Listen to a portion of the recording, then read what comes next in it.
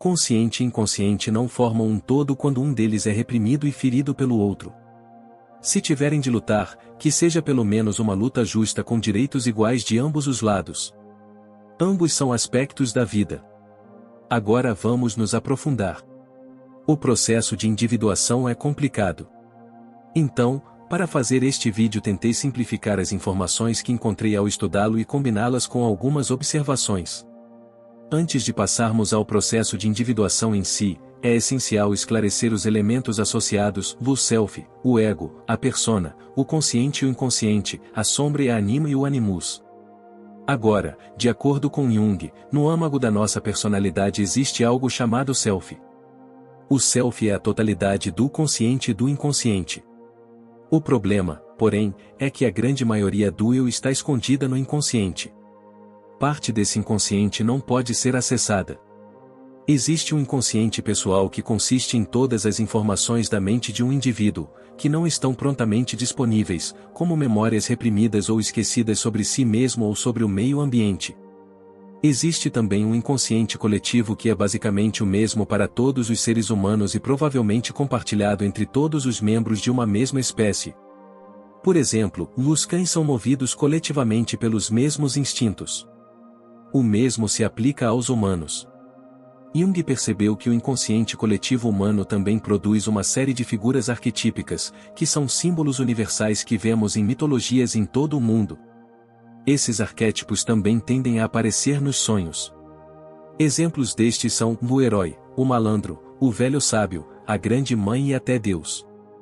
Estas figuras não são arquétipos fixos em si, mas sim representações do que permanece no inconsciente numa linguagem arcaica que a maioria dos humanos reconheceria.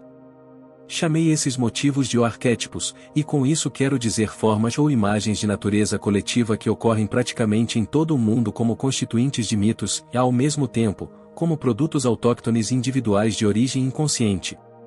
Disse Jung. Antes de mergulharmos mais fundo no inconsciente, gostaria de explorar os 4 elementos principais que encontraremos no consciente e no inconsciente, que constituem a psique e, assim, formam o eu. Estes são o ego, a persona, a sombra, a anima ou animus. O ego repousa tanto no consciente quanto no inconsciente e é basicamente a história que contamos a nós mesmos sobre quem somos, que é acumulada ao longo dos anos por diferentes experiências, mas também é um produto direto da percepção de que estamos, de certa forma, separados de outros. Essa percepção acontece na primeira infância, quando a criança começa a usar o mundo eu, que se refere ao ego. O ego é o centro do campo da consciência, mas não o centro da personalidade, uma vez que ainda está subordinado ao self. A persona é a máscara que usamos para nos conformarmos com a sociedade. Poderíamos descrevê-lo como o papel social que nós, citação sobre citação, vestimos ou para nos adequarmos a ele, com base em normas e ética. Um exemplo é a definição de masculinidade e feminilidade, do que significa ser homem ou mulher. A maioria das culturas e subculturas propõe certos critérios para isso, e a persona é o produto do cumprimento desses critérios para nos enquadrarmos. A persona nada mais é do que uma construção superficial de como queremos que o mundo nos perceba. A sombra está no inconsciente e consiste em características indesejáveis que reprimimos e queremos manter no escuro. Isso acontece consciente e inconscientemente. Jung afirmou que quanto menos a sombra estiver incorporada na vida consciente do indivíduo, mais negra e densa ela será. Cito, se as tendências reprimidas, a sombra como as chamo, fossem obviamente mais, não haveria problema algum. Mas a sombra é apenas um tanto inferior, primitiva, inadaptada e desajeitada ou não é totalmente ruim. Segundo Jung, em cada homem existe uma mulher e em cada mulher há um homem, ambos escondidos na parte inconsciente da psique. Isto não significa que temos um ser humano completamente separado dentro de nós, em vez disso, significa que os homens possuem características que são classicamente consideradas femininas e as mulheres possuem características que são classicamente consideradas masculinas. Jung chama a parte feminina do homem de anima e a parte masculina da mulher de animus. Agora que criamos um mapa do psiquismo segundo as ideias de Jung, é hora de falar sobre o processo de individuação. A individuação é a integração de elementos inconscientes da psique, na medida do possível, na totalidade da personalidade. Geralmente, esse processo ocorre naturalmente quando envelhecemos. Mas também existe a possibilidade de estimulá-lo através de formas de intervenção como a terapia. Isto significa que o ego deve, antes de tudo, reconhecer que não é o centro da psique e que grande parte de quem realmente somos se esconde na escuridão do inconsciente. Mas se compreendermos alguma coisa do inconsciente, sabemos que não pode ser engolido.